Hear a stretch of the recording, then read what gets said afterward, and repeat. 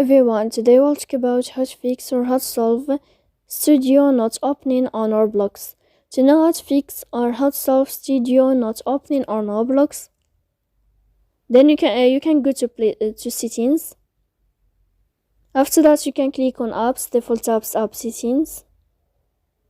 Here you will enter to the window or to the app of Roblox, and you can click here in this page. Then you can click on first stop and you can click OK. Here we'll enter to the window of storage. Then you can click clear cache.